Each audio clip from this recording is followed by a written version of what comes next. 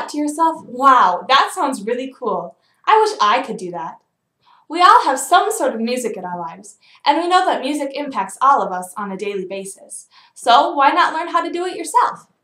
A beginner piano lesson is all you need to get a head start in music. So here we go. To start, we want to sit up straight facing the center of the piano. Place your feet flat on the floor.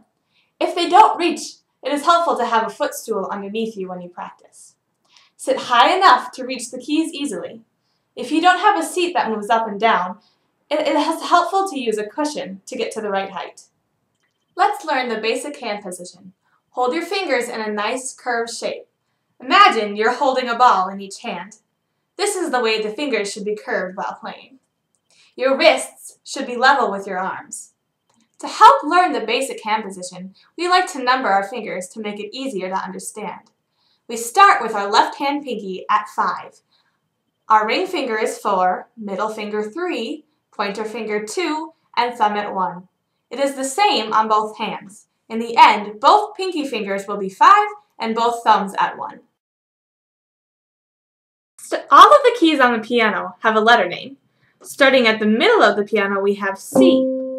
If you go up 8, you will hit these letters: C, D, E, F, G, A, B, and C. These are the basic notes you need to know to play the piano well. As you go up the keyboard, sounds go higher. As you go down, the sound gets lower. As you can see, there are white keys and there are black keys. The white keys are called natural, and the black are either sharp or flat. A flat means the sound will play lower, and a sharp will be higher. When you look at music on a page, you often see a lot of strange symbols. Behind everything is a set of lines. This is called a staff, where the notes sit. A staff has 5 lines and 4 spaces. The notes are written on these lines and spaces. The next thing you see are 2 funny-looking curved lines.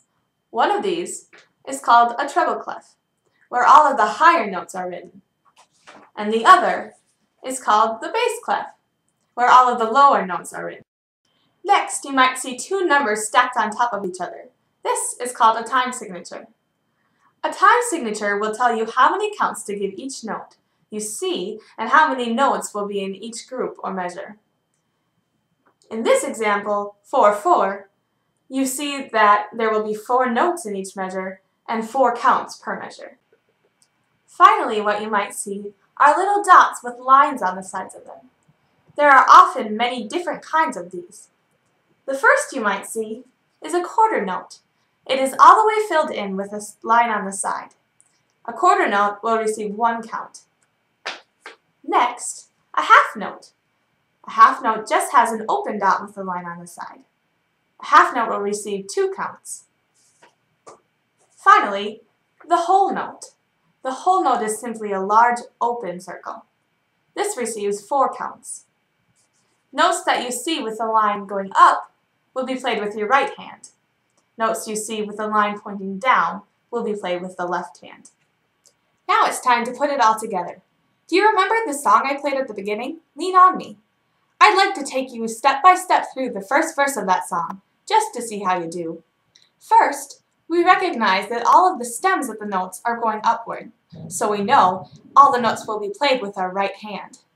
It helps to see that each note has a little number under it. It will match the numbers on your fingers, so you can tell which number plays which note. If you look on the print-off of the keyboard and of the music, you will be able to follow along with the music and try for yourself. Next, we can take a look at the types of notes that are on the page. We can see that there are some open notes or half notes, some closed quarter notes, and some that I haven't explained yet. I'll tell you more about them when we get there. I think it's about time we start to play this song. Take a look at the music in front of you. The first note we start on is that middle C that we talked about. That note is open, so we know it gets 2 counts. As we look at the next notes, they all work up. We can now tell that the next notes will be 1 up on the keyboard. The next set of notes are all closed, but all connected. These are called eighth notes and get half a count each. The last note in this group has a line connecting it to the first note in the next group.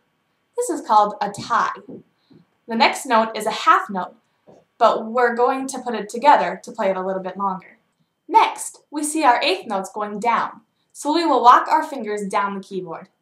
Again, we see our tie to the half note, so we will hold it out a little longer. We see a regular eighth note next, followed by 2 single quarter notes, getting 1 beat each.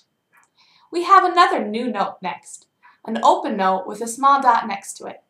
Its name is very simple, a dotted half note.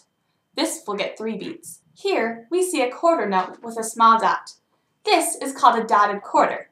It gets 1.5 beats. This is followed by a single eighth note and a half note. Now we can try to play the whole thing through. Listen and learn.